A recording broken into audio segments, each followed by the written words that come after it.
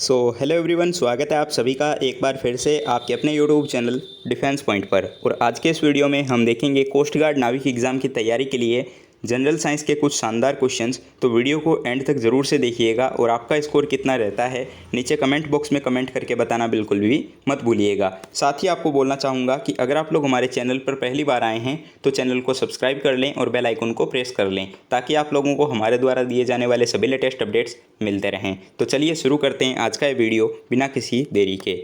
तो देखिए question number 1 जो कि दिया गया है कि निम्नलिखित में से कौन सा एक सुमेलित नहीं है, यानी कि which one of the following is not correctly matched. तो देखिए ऑप्शंस क्या क्या दिए गए हैं। तो फर्स्ट ऑप्शन डेसिबल ध्वनि तीव्रता की इकाई, जो कि बिल्कुल सही है।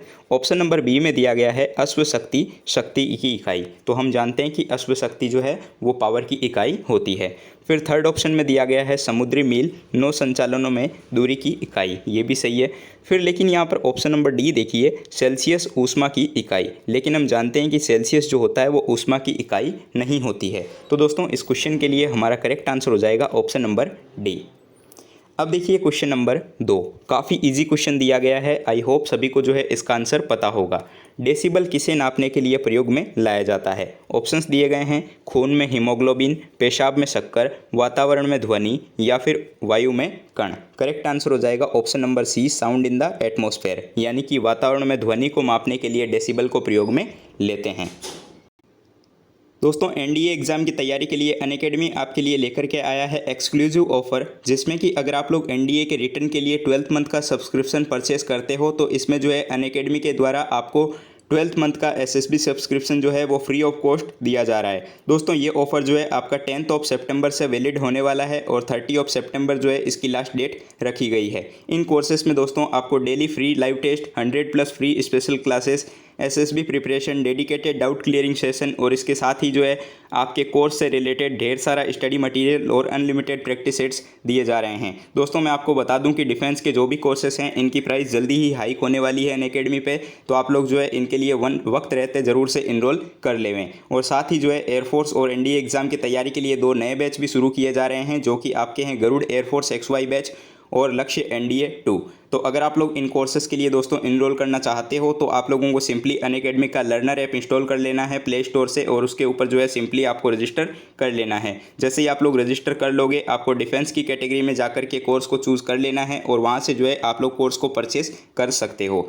दोस्तों आपसे पूछा जाएगा एक रेफरल कोड कोर्स को परचेस करते टाइम, तो आपको जो है वहाँ पर डिफेंस पॉइंट ज़रूर से डाल देना है, जिससे कि अच्छा खासा डिस्काउंट आप लोगों को देखने को मिल जाएगा। तो इस तरीके से आप लोग इन कोर्सेज में इनरोल कर सकते हो। सारी लिंक्स जो है आप लोगों को हमारे इसी वीडियो के नीचे डिस्क्रिप्शन बॉक्स में दी गई है। तो अब देखिए दोस्तों क्वेश्चन नंबर 3, और यहाँ पर इस क्वेश्चन में बोला जा रहा है कि किसी पिंड का उस गुणधर्म को क्या कहा जाता है जिससे वह सीधी रेखा में विराम या फिर एक समान गति की स्थिति को किसी भी परिवर्तन का विरोध करती हो। तो ऑप्शंस दिए गए हैं गतिहीनता, जड़त्व, भार या फिर अक्रियता। तो करेक्ट आंसर क्या हो जाएगा। तो किसी भी पिंड का वह गुणधर्म जिससे के कारण वह सीधी रेखा में विराम या फिर एक समान गति की स्थिति में किसी भी परिवर्तन का विरोध करता हो उसको हम लोग बोलते हैं इनर्शिया, यानी कि जड़त्व जो है इस क्वेश्चन के लिए राइट आंसर हो जाएगा। दोस्तों मैं यहाँ पे आपको जो भी क्वेश्चंस करवा रहा हूँ काफ़ी स्पेशल क्वेश्चन है, तो वीडियो को एंड तक ज़रूर से देखिएगा। वैसे जो है ये आपकी रिविज़न सीरीज़ होने वाली है क्योंकि लगभग सभी क्वेश्चंस को मैंने आपको पहले भी करवा रखा है। तो अब देखिए क्वेश्चन नंबर 4, और यहाँ पर क्वेश्चन दिया गया है कि क्रिकेट के जो खिलाड़ी होते हैं वो तेज़ी से आती हुई बॉल को अपने हाथों को पीछे की ओर खींच करके क्यों पकड़ते हैं। ठीक है, तो अक्सर आप लोगों ने देखा होगा क्रिकेट मैच में जब भी बॉलर जो है बॉल को कैच करता है तो वो जो है अपने हाथों को थोड़ा सा पीछे की ओर खींचता है। तो ऐसा क्यों होता है, तो करेक्ट आंसर क्या होगा देखिए। तो इसके लिए जो है करेक्ट आंसर हो जाएगा बॉल जो होती है वो विश्राम की स्थिति में आ सकती है। ठीक है, ताकि क्या हो कि बॉल जो है वो विश्राम की स्थिति में आ सके। ऑप्शन नंबर ए जो है इस क्वेश्चन के लिए करेक्ट आंसर हो जाएगा। अब देखिए दोस्तों क्वेश्चन नंबर 5, यहाँ पर क्वेश्चन क्या दिया गया है कि व्यक्ति पृथ्वी की सतह की तुलना में चंद्रमा की सतह पर जो है अधिक ऊंचा क्यों उछल सकता है। ठीक है, यानी कि कोई भी पर्सन जो है वो धरती पर ज़्यादा ऊंचाई तक नहीं उछल सकता, लेकिन जो है चंद्रमा की सतह पर काफ़ी ऊंचाई तक उछल सकता है। ऐसा क्यों, तो बहुत ही ईजी रीज़न है इसके पीछे। आप सभी लोगों को जो है इसका आंसर पता होना चाहिए कि चंद्रमा में जो है वो गुरुत्वाकर्षण के कारण त्वरण जो है वो पृथ्वी की तुलना में कम होता है। तो करेक्ट आंसर क्या हो जाएगा ऑप्शन नंबर सी। अब देखिए दोस्तों क्वेश्चन नंबर 6, और ये क्वेश्चन जो है आपके लिए बहुत ज़्यादा इंपॉर्टेंट हो जाता है। रेलवे, एसएससी, डिफेंस, इन तीनों एग्जाम में लगभग ये क्वेश्चन आज आ चुका है। ठीक है, क्वेश्चन में क्या बोला जा रहा है कि पीसा की जो ऐतिहासिक मीनार है वो तिरछी होते हुए भी नहीं गिरती है, इसके पीछे क्या रीज़न है? The historical tower of Pisa does not fall while staying in because. ठीक है, यानी कि ये जो मीनार है वो थोड़ी सी तिरछी है लेकिन फिर भी ये जो है गिरती नहीं है, इसके पीछे का रीज़न क्या है? तो इसके ऑप्शंस दिए गए हैं। इसके गुरुत्व केंद्र से जाने वाली ऊर्ध्वाधर रेखा जो है वो आधार से होकर जाती है। इसके गुरुत्व केंद्र से होकर जाने वाली ऊर्ध्वाधर रेखा जो है आधार से होकर नहीं जाती। इसके पीछे ईश्वरीय प्रभाव है, या फिर ये एक आश्चर्य है। करेक्ट आंसर क्या हो जाएगा देखिए, तो इसके लिए जो है करेक्ट आंसर हो जाएगा ऑप्शन नंबर ए कि इसके गुरुत्व केंद्र से होकर जाने वाली जो ऊर्ध्वाधर रेखा है वो इसके बेस से होकर के जाती है, यानी कि इसके आधार से होकर के जाती है। तो इस कारण से ये मीनार जो है वो नहीं गिरती है। तो करेक्ट आंसर हो जाएगा ऑप्शन नंबर ए। अब देखिए क्वेश्चन नंबर 7, और यहाँ पर क्या बोला गया है कि किसी कालीन की सफाई करते समय जो है उसे छड़ी से जब पीटा जाता है तो इसमें कौन सा नियम जो है लागू होता है? ऑप्शंस दिए गए हैं, गति का पहला नियम, गति का दूसरा नियम, गति का तीसरा नियम, या फिर ऑप्शन नंबर डी, गति के पहले और दूसरे नियम का संयोजन। तो किसी भी कालीन को जब पीटा जाता है छड़ी से तो उसमें जो है गति का पहला नियम यानी कि फर्स्ट लॉ ऑफ मोशन जो है वो लागू होता है। करेक्ट आंसर जो है इस क्वेश्चन के लिए हो जाएगा आपका ऑप्शन नंबर ए। दोस्तों जो भी क्वेश्चंस बता रहा हूँ आई होप आप लोगों को समझ में आ रहा होगा, और काफ़ी स्पेशल क्वेश्चन है तो वीडियो को एंड तक ज़रूर से देख लीजिएगा। हो सकता है कि कोई क्वेश्चन जो है आपको एग्जाम में देखने को मिल जाए। अब देखिए क्वेश्चन नंबर 8, क्या बोला जा रहा है कि लोहे की कील जो है वो पारे पर क्यों तैरती है जबकि यह पानी में डूब जाती है? ये क्वेश्चन भी काफ़ी इंपॉर्टेंट हो जाता है। एसएससी, रेलवे, डिफेंस तीनों एग्जाम में आ चुका है। आपको पता होगा एयरफोर्स का एग्जाम अगर आप लोगों ने दिया हो तो अब देखिए ऑप्शंस दिए गए हैं कि लोहे की पारे में रासायनिक क्रिया की प्रवृत्ति पानी की तुलना में कम होने के कारण, लोहे का भार जो है वो पानी से अधिक होता है तथा पारे से कम होता है इस कारण से, या फिर लोहे का घनत्व पानी से अधिक है और पारे से कम इस वजह से, या फिर पारा पानी से भारी है। तो देखिए लोहे की कील जो होती है वो पारे में क्यों तैरती है जबकि ये पानी में डूब जाती है? तो इसके पीछे का रीज़न ये है कि लोहे का घनत्व जो है वो पानी से ज़्यादा होता है और पारे से कम। ठीक है, राइट आंसर हो जाएगा ऑप्शन नंबर बी। अब देखिए दोस्तों क्वेश्चन नंबर 9, ये क्वेश्चन भी आप लोगों ने काफ़ी एग्जाम्स में देखा होगा, लगभग सभी कॉम्पिटिटिव एग्जाम में आता है कि रेल की पटरी के नीचे लकड़ी या कंक्रीट की चौड़ी पट्टियां क्यों लगाई जाती है? ठीक है, यानी कि इसके पीछे क्या रीज़न है? ऑप्शंस दिए गए हैं कि वह झटकों को अवशोषित कर सके, फिर पट्टियां सही तरीके से लगाने के लिए पट्टियां समानांतर बनी रहे, या फिर रेलगाड़ी द्वारा लगाया गया दाब जो होता है यानी कि प्रेशर वो थोड़ा कम हो पाए। तो इसके लिए जो है आप लोगों को पता होगा राइट आंसर हो जाएगा ऑप्शन नंबर डी, रेलगाड़ी द्वारा लगाया गया जो प्रेशर होता है उसको कम करने के लिए लकड़ी या कंक्रीट की चौड़ी पट्टियाँ लगाई जाती है। ठीक है, चलिए अब देखिए दोस्तों क्वेश्चन नंबर 10, और यहाँ पर क्वेश्चन में बोला जा रहा है कि साबुन के बुलबुले के अंदर का दाब, ठीक है, यानी कि the pressure inside the bubble of soap. Options दिए गए हैं कि वायुमंडलीय दाब से अधिक होता है, वायुमंडलीय दाब से कम होता है, वायुमंडलीय दाब के बराबर होता है, या फिर वायुमंडलीय दाब का आधा होता है। तो देखिए ये जो बबल होगा सोप बबल उसके अंदर जो वायुमंडलीय दाब से ये अधिक होता है। ठीक है, अधिक होता है तो करेक्ट आंसर हो जाएगा ऑप्शन नंबर ए। देखिए दोस्तों क्वेश्चन नंबर 11, यहाँ पर क्वेश्चन दिया गया है कि उड़ान से पहले हवाई जहाज़ जो होता है वो मार्ग पर दौड़ाया जाता है क्यों? तो अक्सर आप लोगों ने देखा होगा कि एरोप्लेन जो होता है वो डायरेक्ट नहीं उड़ते हैं, उनको जो है थोड़ा सा रनवे के ऊपर दौड़ाया जाता है, ऐसा क्यों? ठीक है, ऑप्शंस क्या क्या दिए गए हैं कि कार्यकारी वायुदाब को घटाने के लिए, कार्यकारी वायुदाब को बढ़ाने के लिए, या फिर ऑप्शन नंबर सी वायुदाब द्वारा भूमि के मध्य घर्षण बल को कम करने हेतु, या फिर ऑप्शन नंबर डी भूमि के मध्य घर्षण बल को अधिक करने हेतु। तो उड़ान से पहले जो है वो हवाई जहाज़ को मार्ग पर दौड़ाया जाता है, इसके पीछे का रीज़न यह है कि कार्यकारी वायुदाब को बढ़ाने के लिए। ठीक है, तो राइट आंसर हो जाएगा ऑप्शन नंबर बी। देखिए दोस्तों क्वेश्चन नंबर 12, और क्वेश्चन क्या दिया गया है कि किस वस्तु का ताप जो है वो किसका सूचक है? ठीक है, ऑप्शंस दिए गए हैं उसके अणुओं की कुछ ऊर्जा का, उसकी औसत ऊर्जा का, कुल वेग का, या फिर अणुओं की गतिज ऊर्जा का। ठीक है, करेक्ट आंसर क्या हो जाएगा option number D average kinetic energy of its molecules, यानी कि उसके अणुओं के औसत गतिज ऊर्जा का। ठीक है, अब देखिए क्वेश्चन नंबर 13, यहाँ पर क्वेश्चन क्या दिया गया है कि वस्तु का ताप सूचित करता है कि संपर्क करने पर ऊष्मा। ठीक है, यानी कि जो वस्तु होती है उसका ताप यह इंडिकेट करता है कि संपर्क करने पर ऊष्मा। तो इसमें से क्या हो जाएगा राइट आंसर देखते हैं। तो ऑप्शंस दिए गए हैं कि उस वस्तु से अपेक्षाकृत अधिक ताप पर की वस्तु में प्रवाहित होगी, अपेक्षाकृत कम ताप की वस्तु में उस वस्तु से प्रवाहित होगी, ऑप्शन नंबर सी उस वस्तु से पृथ्वी में प्रवाहित होगी, या फिर ऑप्शन नंबर डी पृथ्वी से उस वस्तु में प्रवाहित होगी। करेक्ट आंसर क्या हो जाएगा? तो हम सभी लोग जानते हैं कि जो कम ताप की वस्तु होगी उसमें जो है उस वस्तु से प्रवाहित होगी। ये जो है आप लोगों ने क्लास 10th में पढ़ा होगा, हीट एंड टेम्परेचर का जो चैप्टर था। दोस्तों ये सारे क्वेश्चन जो है आपके बेसिक लेवल के क्वेश्चन है, लेकिन आप लोग कंफ्यूज हो सकते हो एग्जाम में, और ये जो है मतलब काफ़ी स्पेशल क्वेश्चन भी बनते हैं, तो इनको आप लोगों को ध्यान से देखना ज़रूरी हो जाता है। ठीक है, चलिए देखते हैं नेक्स्ट क्वेश्चन। और आई होप आप लोगों को ये सारे क्वेश्चन जो है समझ में आ रहे होंगे और आप लोगों ने वीडियो जो है कंटिन्यू अभी तक देखा होगा।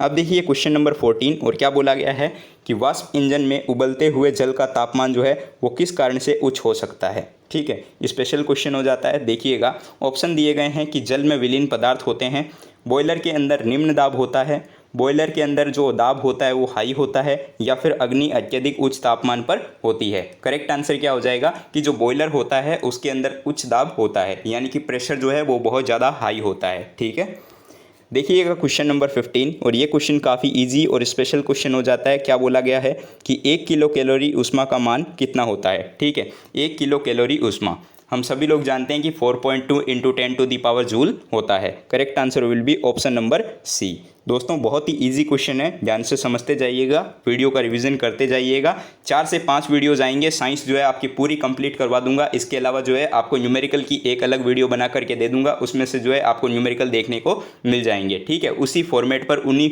फॉर्मूलाज़ के ऊपर आपको जो है एग्जाम में न्यूमेरिकल देखने को मिलेंगे। देखिए क्वेश्चन नंबर 16, क्या बोला गया है कि गैस तापमापी द्रव तापमापियों की तुलना में जो है ज़्यादा संवेदी होती है क्योंकि गैस। ठीक है, तो गैस तापमापी जो होती है वो द्रव तापमापियों की तुलना में इसलिए ज़्यादा संवेदी होती है कि उसका जो प्रसार गुणांक होता है वो अधिक होता है। ठीक है, प्रसार गुणांक जो है वो अधिक होता है। ऑप्शन नंबर बी जो है इसके लिए राइट आंसर हो जाएगा। देखिए क्वेश्चन नंबर 17, यहाँ पर जो है क्वेश्चन दिया गया है कि ताप युग्म तापमापी जो है वो किस सिद्धांत के ऊपर काम करता है। एयरफोर्स XY ग्रुप एग्जाम, इसमें जो है प्रीवियस ईयर में आ चुका है। ऑप्शंस दिए गए हैं कि सीबेक के प्रभाव पर, जूल के प्रभाव पर, पेल्टियर के प्रभाव पर, या फिर इनमें से कोई नहीं। तो ताप युग्म तापमापी जो होता है वो सीबेक इफेक्ट के ऊपर काम करता है, तो राइट आंसर होगा ऑप्शन नंबर ए। अब देखिए क्वेश्चन नंबर 18, क्या दिया गया है कि पूर्ण विकिरण उत्तापमापी जो है वो किस सिद्धांत के ऊपर आधारित होता है। ठीक है, पूर्ण विकिरण उत्तापमापी ये जो है आपके स्टीफन के नियम के ऊपर आधारित होता है, तो करेक्ट आंसर हो जाएगा ऑन स्टीफन्स लॉ।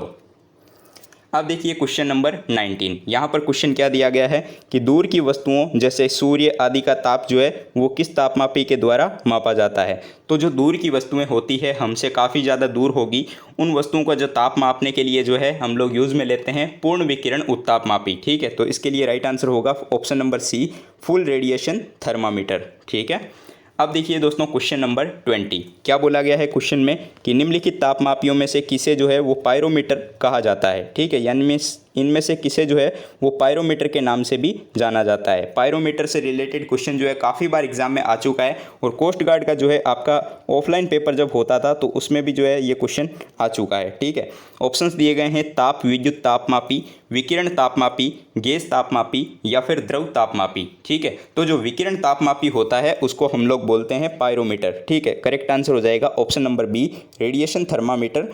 ठीक है, इज कॉल्ड ए पायरोमीटर। अब देखिए दोस्तों क्वेश्चन नंबर 21, यहाँ पर जो है आपको सही फॉर्मूला बताना है कि इनमें से कौन सा जो है वो सही है। ठीक है, तो फॉर्मूला यहाँ पर देखिए प्लस वाला तो हो ही नहीं सकता, उसके बाद में देखिए माइनस में जो है आपको F-32 होता है, तो इन दोनों में F-32 दिया नहीं है, तो ऑप्शन नंबर बी जो है डायरेक्टली हमारा करेक्ट आंसर हो जाता है। तो यहाँ पर जो है ऑप्शन नंबर बी राइट होगा। अब देखिए क्वेश्चन नंबर 22, यहाँ पर क्वेश्चन क्या दिया गया है कि तप्त जल के थैलों का जो है जल का प्रयोग किया जाता है क्यों। ऑप्शंस दिए गए हैं कि ये सरलता से मिल जाता है, ये सस्ता और हानिकारक नहीं है, इसकी विशिष्ट ऊष्मा अधिक होती है, या फिर जल को गर्म करना आसान होता है। राइट आंसर क्या होगा? तो हम सभी लोग जानते हैं कि जल की जो इसकी जो विशिष्ट ऊष्मा होती है यानी कि स्पेसिफिक हीट वो ज़्यादा होती है, यानी कि हाई होती है, तो इस वजह से इसको यूज़ में लिया जाता है। ऑप्शन नंबर सी जो है करेक्ट आंसर हो जाएगा। दोस्तों आंसर्स जो है ज़्यादा एक्सप्लेन नहीं कर रहा हूँ क्योंकि अब आप लोगों को पता है कि एग्ज़ाम में बहुत कम टाइम बचा हुआ है, तो मैं जो है आप लोगों को ज़्यादा टाइम वेस्ट नहीं करूँगा। आप लोगों को ये भी नहीं बोलूँगा कि पूरा जो है मेरा ही वीडियोज़ पे आप लोग डिपेंड रहो। आप लोग जो है सेल्फ स्टडी कीजिए, खुद से प्रैक्टिस कीजिए। इसके अलावा जहाँ से भी आप लोग पढ़ रहे हो बस पढ़िए, ठीक है। आप लोगों को जो है एग्ज़ाम आ चुका है, अब आप लोगों को जो है पूरी मेहनत करनी है, पढ़ाई करते रहना है, ठीक है। बस इन 10 दिनों में अगर पढ़ लिए तो बस काम हो गया, वर्दी लग जाएगी। अगर वर्दी नहीं लगी तो फिर से पढ़ना पड़ेगा, इसलिए जो है पूरा दम लगा दो इन दिनों में और जो है आपको सिलेक्शन लेना है। अब देखिए क्वेश्चन नंबर 23 क्या दिया गया है कि साइकिल के ट्यूब के जो अधिकांश गर्मियों में क्यों फटती है, ठीक है। यानी कि जो साइकिल के ट्यूब होते हैं वो अक्सर आप लोगों ने देखा होगा कि गर्मियों में जो है ज़्यादा फटते हैं, तो इसके पीछे रीज़न क्या होता है। तो देखिए गर्मियों में ट्यूब के फटने का रीज़न ये है कि ट्यूब में जो उपस्थित वायु होती है, ठीक है, यानी कि जो वायु होती है ट्यूब में वो फैलती है, ठीक है, और इस फैलाव के कारण जो है ट्यूब फट जाता है। तो करेक्ट आंसर क्या हो जाएगा, तो करेक्ट आंसर हो जाएगा ऑप्शन नंबर ए, कि गर्मी के कारण ट्यूब में उपस्थित वायु फैलती है और इस फैलाव के कारण ट्यूब फट जाता है। अब देखिएगा क्वेश्चन नंबर 24। क्वेश्चन दिया गया है कि लोलक घड़ियाँ गर्मियों में जो है क्यों सुस्त पड़ जाती है। लोलक घड़ियाँ जो होती है यानी कि पेंडुलम वॉच, वो जो है गर्मियों में सुस्त क्यों पड़ जाती है, इसके पीछे का रीज़न क्या है। तो लोलक की लंबाई जो है वो बढ़ जाती है गर्मियों में, जिसके कारण जो है इसमें जो दोलन लगा हुआ होता है उसका समय बढ़ जाता है, ठीक है। राइट आंसर हो जाएगा ऑप्शन नंबर सी। अब देखिए क्वेश्चन नंबर 25। दोस्तों यहाँ पर क्वेश्चन क्या दिया गया है, देखिए कि ऊष्मा के संचरण की विधि क्या है, ठीक है। बहुत ही इजी क्वेश्चन दिया गया है, ऑप्शंस के अकॉर्डिंग अगर आप देखें तो क्वेश्चन आपको ये देखते ही समझ आ जाएगा, ठीक है। तो ऊष्मा संचरण की विधियाँ हम लोग जानते हैं कि ऊष्मा के संचरण की 3 विधियाँ होती है, चालन, संवहन और विकिरण। तो ऑप्शन नंबर डी जो है करेक्ट आंसर हो जाएगा, उपरोक्त सभी, यानी कि ऑल ऑफ द अबव। अब देखिए क्वेश्चन नंबर 26। क्वेश्चन क्या दिया गया है कि ऊष्मा संचरण की वह विधि जिसमें माध्यम के कण गति नहीं करते हैं वो कौन सी है, ठीक है। तो माध्यम के कण जो है जिसमें गति नहीं करते वो कौन सी जो है ऊष्मा संचरण की विधि है। करेक्ट आंसर क्या हो जाएगा, ऑप्शंस देखते हैं। तो चालन, संवहन, विकिरण या फिर इनमें से कोई नहीं। तो हम जानते हैं कि जिसमें माध्यम के कण गति नहीं करेंगे वो रेडिएशन होगा, यानी कि आपका जो है विकिरण हो जाएगा, ठीक है। अब देखिए क्वेश्चन नंबर 27, काफ़ी स्पेशल क्वेश्चन है, ध्यान से देखिएगा कि किसी कृष्णिका के एकांक पृष्ठीय क्षेत्रफल से प्रति सेकंड उत्सर्जित विकिरण ऊर्जा पर उसमें परमताप के चतुर्थ घात के अनुक्रमानुपाती होती है, ये किसका नियम है, ठीक है। तो ये जो नियम है ये आपका स्टीफन का नियम है, जिसने बताया था कि किसी भी कृष्णिका के एकांक पृष्ठीय क्षेत्रफल से प्रति सेकंड उत्सर्जित विकिरण ऊष्मा जो है उसमें परमताप के चतुर्थ घात के अनुक्रमानुपाती होती है। राइट आंसर हो जाएगा ऑप्शन नंबर सी, स्टीफन का नियम, यानी कि लॉ ऑफ स्टीफन। अब देखिए दोस्तों क्वेश्चन नंबर 28, और यहाँ पर क्वेश्चन दिया गया है कि किसी वस्तु के ठंडे होने की दर वस्तु तथा उसके चारों ओर के माध्यम के तापांतर के अनुक्रमानुपाती होती है, ये किसका लॉ है। तो देखिए यहाँ पर क्वेश्चन में क्या आया है, यहाँ से जो आप लोग देख के ही समझ सकते हो कि वस्तु के ठंडे होने की दर, ठीक है। तो यहाँ पर आप लोगों को इतना पढ़ते ही समझ आ जाना चाहिए कि न्यूटन का शीतलन नियम, ठीक है। और अगर आप लोगों को नियम याद है तो बहुत ही अच्छी बात है, ठीक है। अब देखिए क्वेश्चन नंबर 29। यहाँ पर क्वेश्चन क्या दिया गया है कि किसी पदार्थ के एकांक द्रव्यमान का ताप जो है वो 1 डिग्री सेल्सियस बढ़ाने में जो लगी ऊष्मा होती है उसको हम लोग क्या बोलते हैं। तो इसको जो है हम लोग बोलते हैं स्पेसिफिक हीट, यानी कि विशिष्ट ऊष्मा। Correct answer will be option number A. अब देखिए क्वेश्चन नंबर 30, और यहाँ पर इस क्वेश्चन में बोला जा रहा है कि प्रेशर कुकर में जो है खाना जल्दी पक जाता है या फिर कम समय में तैयार हो जाता है, इसके पीछे का रीज़न क्या है। ऑप्शंस दिए गए हैं कि जल का क्वथनांक बढ़ जाता है, जल का क्वथनांक घट जाता है, भोजन जो है वो कम ऊष्मा लेता है, या फिर इनमें से कोई भी नहीं। तो देखिए प्रेशर कुकर में जो है वो हमारा खाना जो होता है वो जल्दी पक जाता है, इसके पीछे का रीज़न क्या है। तो इसके पीछे रीज़न ये है कि जल का जो क्वथनांक होता है वो बढ़ जाता है, यानी कि the boiling point of water will be increase, ठीक है। तो इस कारण से जो है प्रेशर कुकर में खाना जल्दी पकता है। करेक्ट आंसर हो जाएगा ऑप्शन नंबर ए। अब देखिए दोस्तों क्वेश्चन नंबर 31, यहाँ पर क्वेश्चन दिया गया है कि वह उत्सर्जित या फिर अवशोषित ऊष्मा जो पदार्थ का अवस्था परिवर्तन तो कर देती है लेकिन उसके ताप में जो है किसी प्रकार का कोई चेंज नहीं करती, यानी कि ताप में जो है परिवर्तन नहीं करती, उसको हम क्या बोलते हैं। तो ऑप्शंस दिए गए हैं विशिष्ट ऊष्मा, अवशोषित ऊष्मा, उत्सर्जित ऊष्मा या फिर इनमें से कोई नहीं। तो करेक्ट आंसर हो जाएगा ऑप्शन नंबर डी, इनमें से कोई नहीं। क्योंकि देखिए बाकी सब में क्या होता है कि पदार्थ का अवस्था परिवर्तन भी होता है और साथ में जो है ताप में भी परिवर्तन थोड़ा बहुत होता है, ठीक है। तो करेक्ट आंसर हो जाएगा ऑप्शन नंबर डी।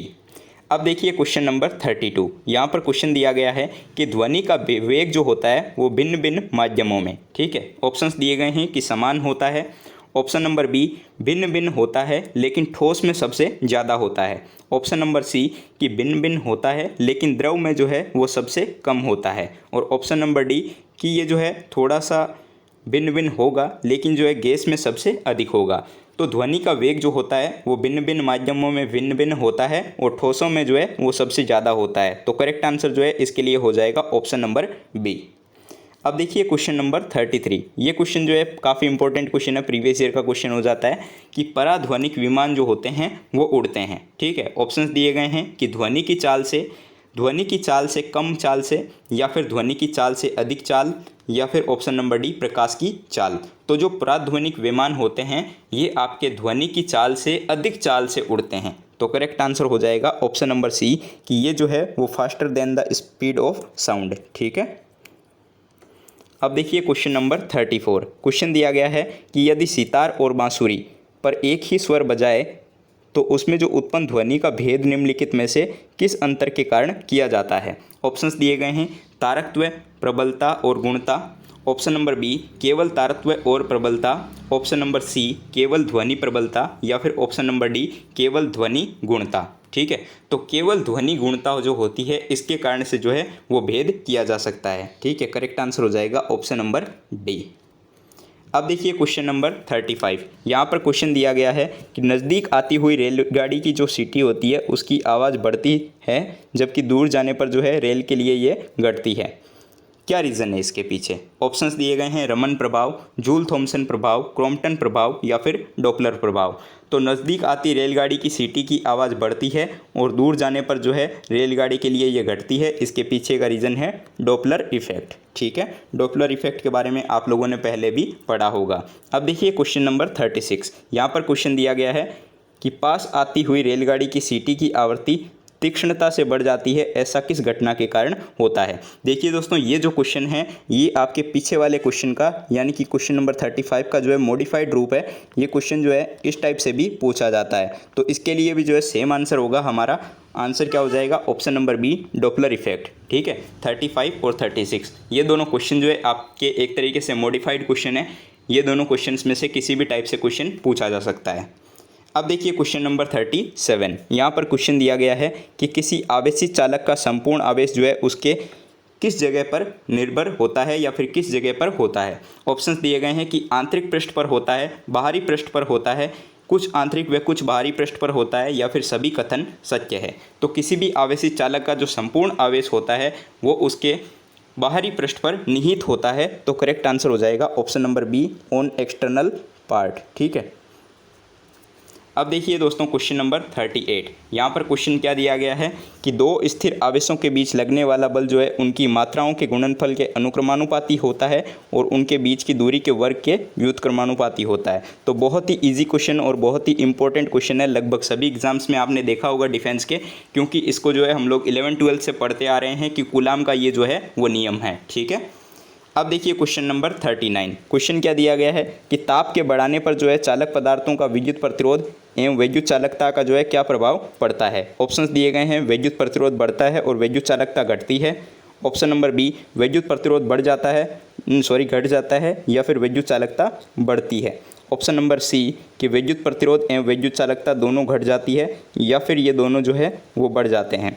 तो ताप के बढ़ाने पर जो है चालक पदार्थों का विद्युत प्रतिरोध एवं विद्युत चालकता पर प्रभाव ये पड़ता है कि विद्युत प्रतिरोध तो जो होता है वो बढ़ जाता है, लेकिन इसकी जो विद्युत चालकता होती है वो घट जाती है। ठीक है, देखिए दोस्तों आज के इस वीडियो का लास्ट क्वेश्चन नंबर 40 जो कि आज आप लोगों के लिए है, और इस क्वेश्चन का राइट आंसर क्या होगा आप सभी लोगों को जो है इसी वीडियो के नीचे कमेंट बॉक्स में कमेंट करके बताना है। ठीक है, सबको कमेंट करना है, तो ऐसा नहीं है कि आप लोग वीडियो को देखो ही ना और जो है कमेंट आंसर ना करो। क्वेश्चन दिया गया है कि प्रत्यावर्ती धारा को दिष्ट धारा में जो है किसके द्वारा बदला जाता है। बहुत ही इजी क्वेश्चन है, आई होप सभी को जो है इसका आंसर पता होगा। ऑप्शंस दिए गए हैं फिल्टर, रेक्टिफायर, मोटर, या फिर ट्रांसफॉर्मर। तो इस क्वेश्चन का जो भी राइट आंसर होगा आप सभी लोगों को जो है नीचे कमेंट बॉक्स में कमेंट करके बताना है। और दोस्तों ट्राई कीजिएगा एटलीस्ट कि आप लोगों का स्कोर जो है वो 30 या फिर 35 से प्लस रहे। ठीक है, तो आई होप आप लोगों को सारे क्वेश्चन जो है समझ में आ गए होंगे और वीडियो जो है थोड़ा बहुत पसंद आया होगा। तो दोस्तों इस वीडियो को लाइक ज़रूर से कीजिएगा, चैनल पर नए हो तो सब्सक्राइब कीजिएगा और अपने दोस्तों के साथ में शेयर करना बिल्कुल भी मत भूलिएगा। आने वाले 2-3 वीडियो में जो है मैं आपकी साइंस पूरी करवा दूंगा, साथ ही न्यूमेरिकल्स के वीडियोज़ भी आपको मैं दे दूँगा। तो आप लोगों को टेंशन लेने वाली कोई बात नहीं है, बस अच्छे से पढ़ाई कीजिए और इस बार जो है सिलेक्शन लीजिए। ठीक है, मिलते हैं अगले वीडियो में, तब तक के लिए जय हिंद दोस्तों।